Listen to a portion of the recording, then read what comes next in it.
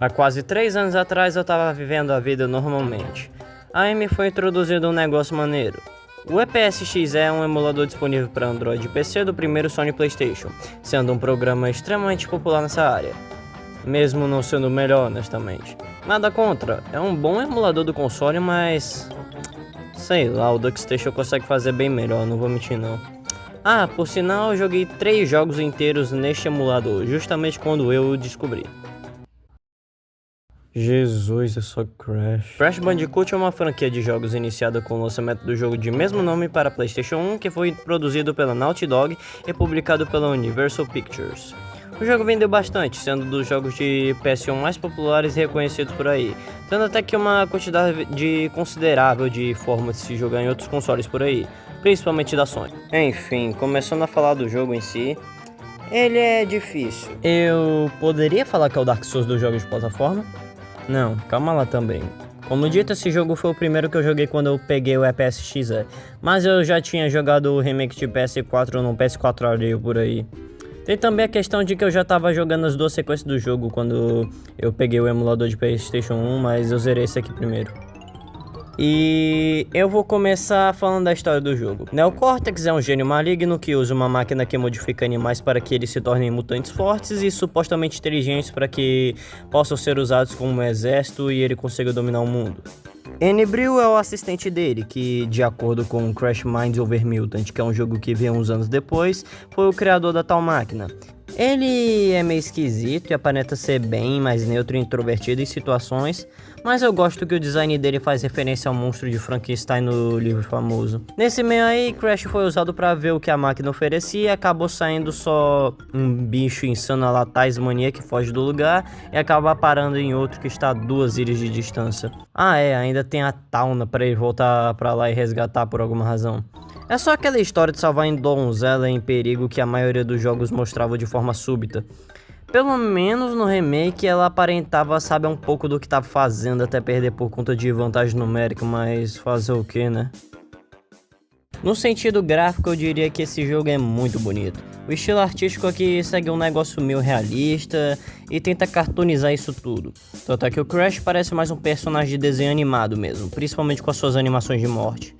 Tipo Bubsy. Eu entendo que é meio difícil de acreditar considerando os cenários gerais, até a gente lembrar dos inimigos. Eu gosto muito da variedade de inimigos presentes nesse jogo, ao mesmo tempo que o fato de que todos eles realmente se lembram de desenho animado muito antigo ao mesmo tempo. Toda fase tem alguma coisa que quer te matar de uma forma diferente. Algumas dessas coisas sendo até beneficiais para avançar no jogo como plataformas. Eu diria que funciona muito mais para um lado artístico do que realmente gráfico, por conta das limitações que o hardware do PS1 proporcionava naquele tempo. Tanto é que eles tiveram que hackear um console praticamente para fazer esse jogo funcionar, por mais impressionante que isso pareça. Afinal de contas, o jogo tinha um sistema de vértex de animações no lugar de sistema esquelético nos modelos, que permitia o console funcionar enquanto os modelos possuíam maiores expressões faciais que o padrão da indústria tinha naquele tempo. Ainda falando de arte, a música desse jogo segue uma ideia mais relacionada ao ambiente da fase que está se jogando do que ser uma música comum.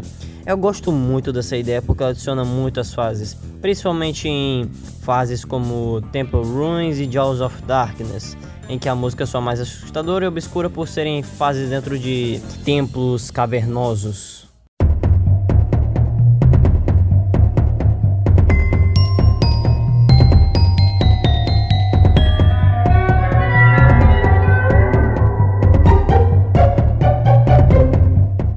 Tudo isso é graças a Josh Mansell, o compositor das trilhas sonoras em si, e Baggett, o produtor das músicas que implementou uma direção mais ambiental às tais músicas. Gameplay também é algo essencial para um jogo, obviamente. E o que temos aqui? Bem, é complicado. A física desse jogo é... exótica, eu acho.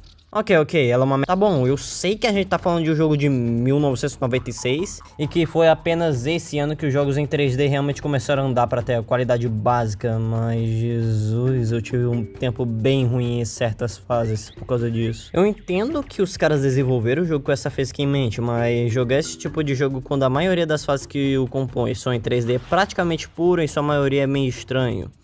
Claro, os jogadores se adaptam sem muitos problemas, mas ainda chega a ser uma experiência no meio do jogo.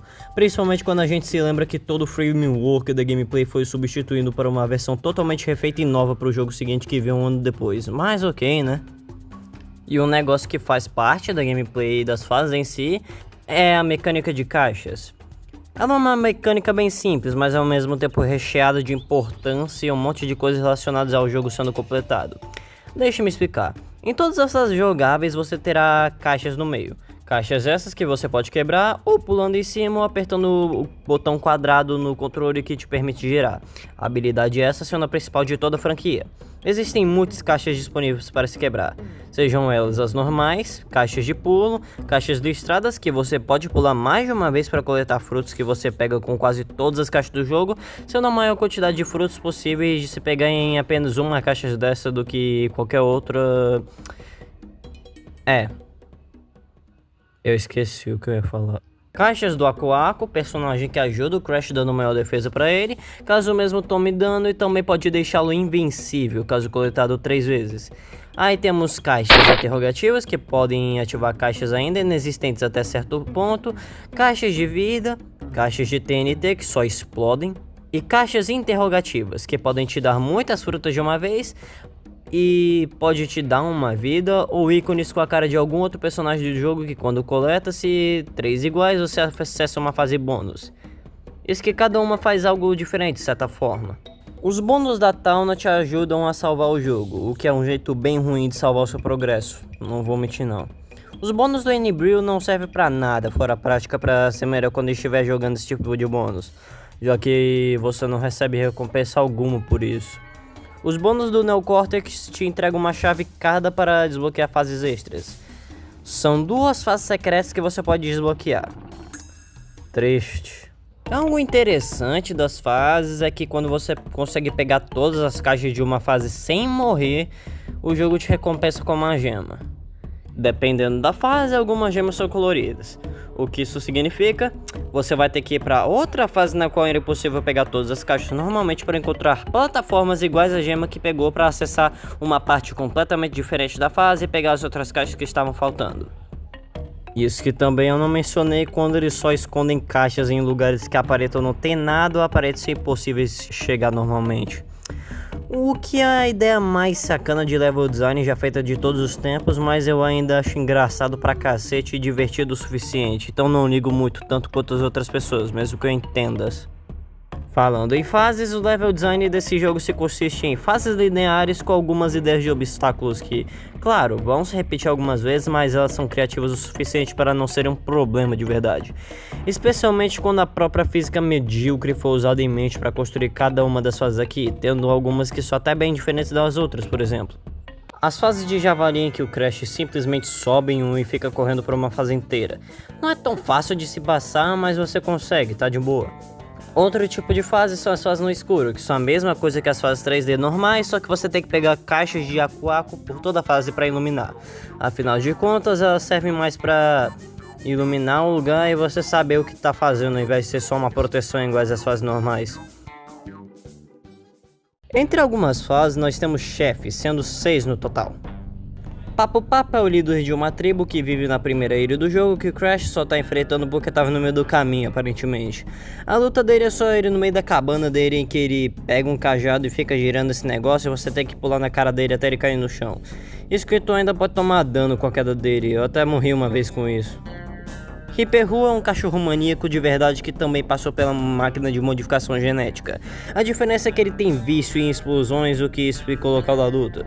Eu diria que é a luta mais criativa do jogo e ao mesmo tempo é mais chata, porque você tem que pular em caixas de TNT gigantes enquanto você ora para o maluco pular na plataforma certa e tomar dano. Koala Kong é outro bicho que passou pela máquina e virou um daqueles personagens gigantes cheios de músculos. Com o porém de que ele é simplesmente muito burro. A luta contra ele é só ele tacando pedra em ti enquanto um monte de TNT cai do céu até aparecer uma certa pedra mais pesada que é a única que pode dar dano dele. Isso que ainda tem um monte de carrinho de mina aparecendo na frente dele para defendê-lo, então é melhor tomar cuidado. Pinstripe é um rato que virou um mercenário depois de adivinha. Metade da luta você fica atrás de um sofá esperando ele parar de dar tiro sem nexo pra tomar dano. É só isso mesmo. Erebril fica te jogando um monte de slime vivo e umas poções que dão dano só pra ficar gigante no final da luta por alguma razão. Ironicamente, essa parte é mais fácil da luta inteira.